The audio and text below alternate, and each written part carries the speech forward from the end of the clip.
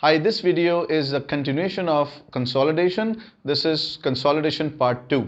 So we will be preparing consolidated financial statement as per the provisions of IFRS 10 and IFRS 3.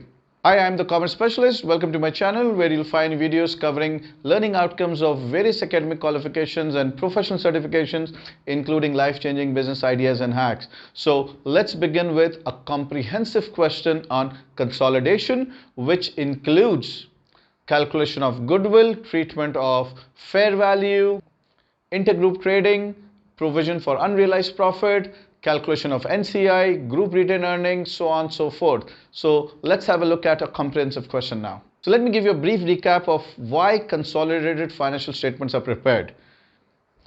In my previous video, which I have created on consolidation, I have given you all the details that if a company purchases more than 50% shares of another company, that company becomes the subsidiary of the purchasing company, which is also known as the holding or parent company. For example, if company A purchases say 75% or 80% shares of company B will become the subsidiary of company A, and company A would be known as the parent company or the holding company. As per IFRS 10, if the control is more than 50%, then consolidated financial statements are required, which means we have to prepare one financial statement which will incorporate details of both the companies. So let's have a look at how a consolidated statement of financial position is prepared. So here it says Pasha company purchased 36,000 shares of Sohar Limited on January 1st, 2022 for 75,000. The retained earning, RE is retained earning of Sohar LLC on the date of acquisition was 9,000 and fair value of NCI was deemed to be 12,000 on the date of acquisition. Now please understand, NCI stands for non-controlling interest. For example, if I purchase 80% shares of a company, so parent has 80% right on the company. What about the 20%? That is known as non-controlling interest. In the previous IAS, it was called minority interest, but now we call it NCI, which is non-controlling interest. So parent purchases 90% of shares of X company, the remaining 10% is NCI. Okay. We have some details of Pasha and Sohar Limited. PPE stands for property, plant and equipment, motor vehicle, investment in Sohar, cash, account receivable, stock, share capital, each share is for $1.25, retained earnings, share premium, long-term loans and accounts payable. For both the companies are given. Then some additional data is given here. Sohar purchased goods from Pasha for 41,000 at a markup of 35%. 40% of these goods are still in the closing stock at year end. At date of acquisition, Sohar's motor vehicle was 8,000 more than its book value. So we have to do the fair value adjustment here. What we are supposed to do? Prepare a consolidated statement of financial position. Now, my tip to everybody who needs to do consolidated financial statements properly is to start off with workings. The very first working is for goodwill at date of acquisition. Means if you're buying a subsidiary, you're paying the subsidiary for their shares. Are you paying more or less? So let's look at the way goodwill should be calculated as prescribed by IFRS 10 and IFRS 3 business combination. So the very first working will be goodwill. So my working one is for goodwill. Start off with consideration transferred.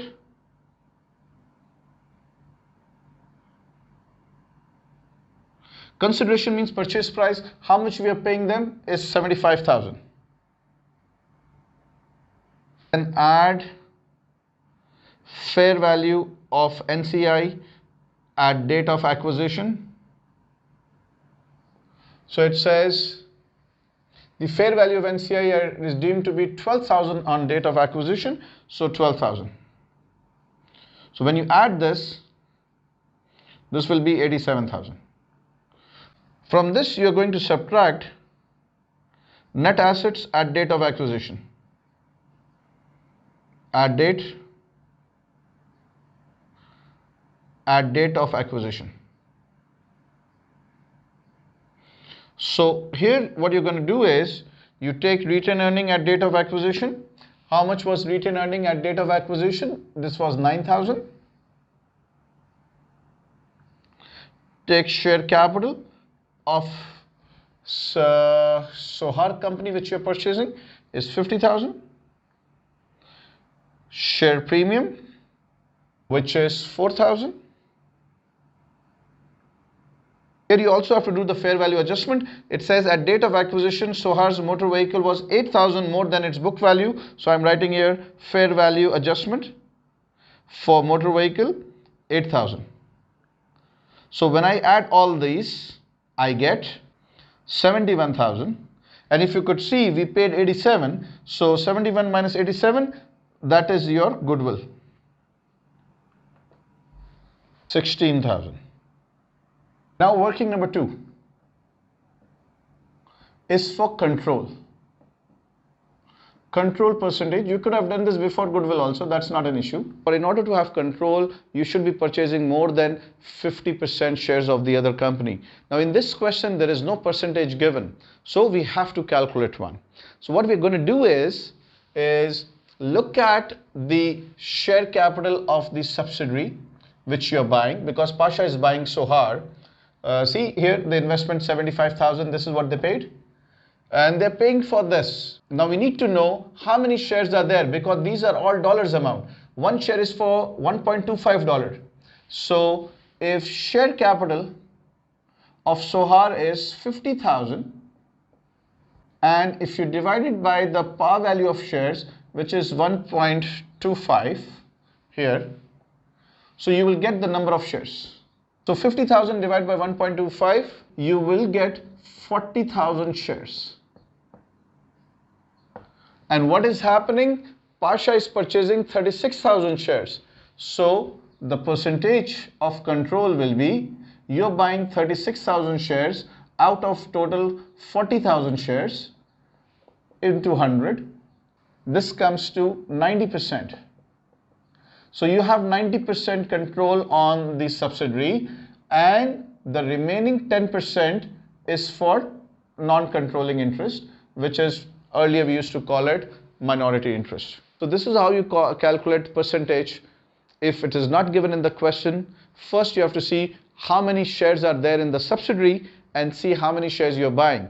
You're buying 36,000 shares. How many shares were there in the subsidiary? You divide the share capital of subsidiary by the par value. When you divide share capital by par value, as I did here, 50,000 divided by 1.25, you'll get the number of shares. Number of shares into par value will get you the value of shares. Okay, so 36,000 shares have been purchased, whereas there were total 40,000 shares. That means you're buying 90% of the shares, remaining 10% is NCI. The next working is for provision of unrealized profit. Now, what is provision for unrealized profit? Look, if I tell you that I purchased a calculator for $100 and I sold it for 150, so I'm making 50 extra profit. Now here what is happening, it says here Sohar purchased goods from Pasha for 41,000 at a markup of 35%. So what is happening, one company within the group is buying goods from the other company, and if one company is buying, the other is selling, how much is the markup? 35%. 40% of these goods are still in the closing stock. Now what is happening? Profit is considered realized when you sell to outsiders, the customers, not when a parent sells to a subsidiary. Okay, we are there to make profit from customers, not from within the company.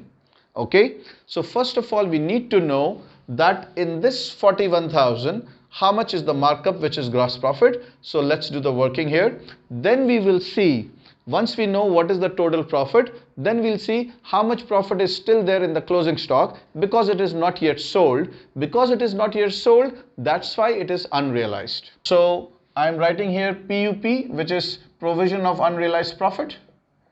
Okay, so selling price including 35% markup is 41,000. So From this, if I minus the cost price, for cost price what I have to do is I have to take this 41,000 and divide by 135 and multiply by 100. So I will get the cost price. It's coming to 30370. When I minus this, I will get gross profit. This is the total gross profit in the entire, but what is happening, 40% of the goods are still in the closing stock. So unrealized profit,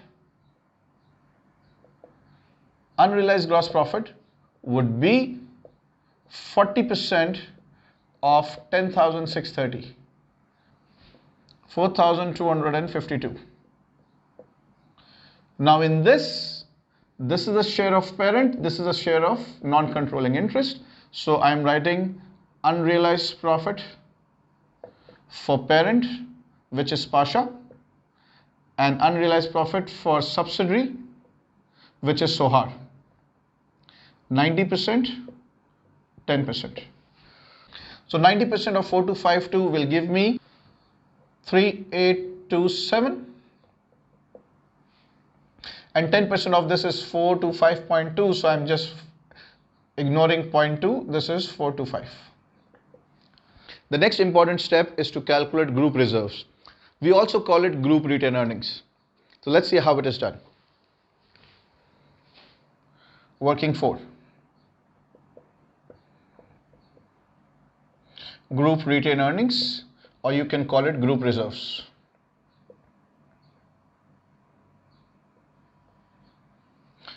Always take parent's retained earning at 100%. So if you look at Pasha, Pasha is the parent. Look at how much is the retained earning, 41,000. Take it as 41,000. Then we have to take parent share of post acquisition retained earning. Now, what does this mean? So let's assume I purchase your company on January 1st. And what is my control? My control is 90% on your company. So any profit you make after January, I will have 90% claim on it.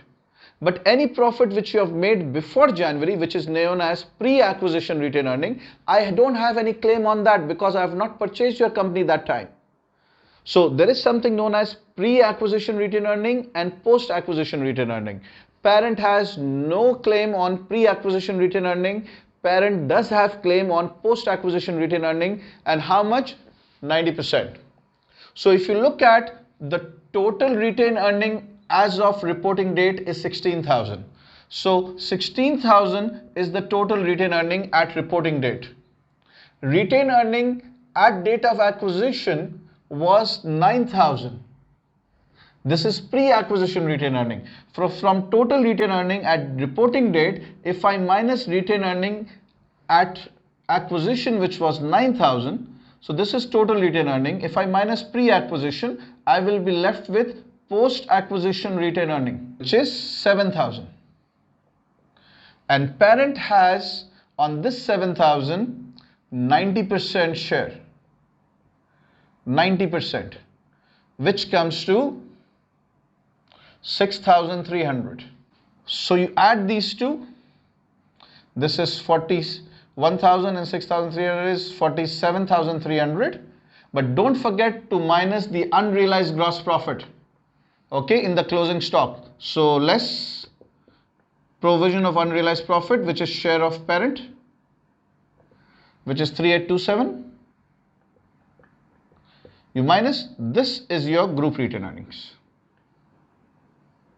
Group retained earnings or group reserves, 47,300 minus 3827 will give you 43,473.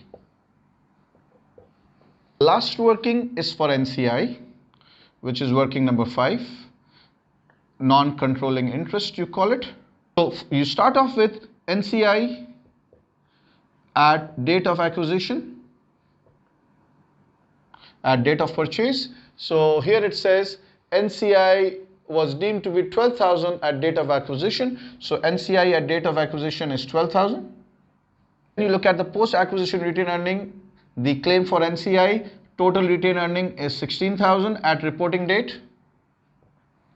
You minus the pre-acquisition retained earning.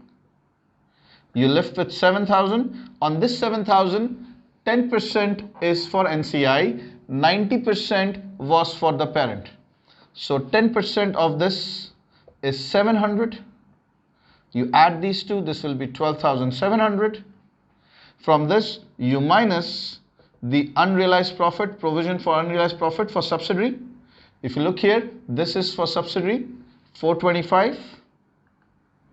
You get NCI at reporting date, 12,700 minus 425, you will get 12275, which is 12,275. So guys, all our working are done. Now I'm going to prepare a consolidated statement of financial position, which is very easy. Have a look. This is consolidated statement of financial position. Here obviously we have assets. Okay, so what I'm going to do is look at property, plant and equipment. 19 plus 18, I'm going to add them. Property, plant and equipment, 19 plus 18. So that will give me 37,000. I also have motor vehicle, 41 plus 22. So motor vehicle, 41 plus 22. And also there is a fair value adjustment of 8,000. I'm going to add that. Plus 8, that will give me 71,000. We also calculated goodwill of 16,000. Goodwill is also part of your assets. Goodwill, which is 16,000 as per working number 1. So I can write here working 1, you have goodwill of 16,000. You can add your total non-current assets. Total non-current assets, 124,000. Coming to current assets, cash. So if you look at cash, 9,000 plus 19,000. 19 plus 9 is 28,000. You have account receivable, 24 plus 35. So account receivable, 24 plus 35. Please remember there has been an intergroup a transaction. 8,000 goods have been purchased and sold between the parent and subsidiary. So that has to be subtracted from receivable, because here you have to show receivables from external customers. When we say receivable, from group's point of view, the receivable would be from customers, not from parents and subsidiary. So 8,000 receivable I have subtracted. I've added these two receivables minus the 8,000 which is owed within the company. Will give you 51,000. Then we have stock, 32 plus 26. Stock, 32 plus 26 minus this provision of unrealized profit in the closing stock, the total amount 4252. 4252, that will give me 53,478. Now when I add all this, I get total assets 256,748. Going on to the other side, we have equities. Always start off with share capital of parent only. This is the share capital of parent. This does not come in your statement of financial position. So you have to take share capital of parent, the entire amount, which is 100,000. Then take group retained earnings. Group retained earnings. As per our working year, working number 4, group retained earnings are 43,473. Working 4, 43,473. Then take share premium. How much? 12,000. Share premium, 12,000. This retained earning will not come because we have calculated group retained earnings. Share premium will come. Then we have non-controlling interest. We have calculated it as 12,275. So I can write here non-controlling interest as per working number 5, 12,275. Then we have long-term loan. Long-term loan, you have to add obviously these two, 28 plus 22.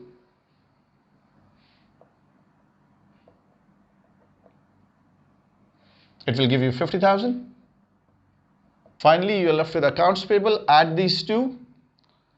So accounts payable, 19 plus 28. 19 plus 28.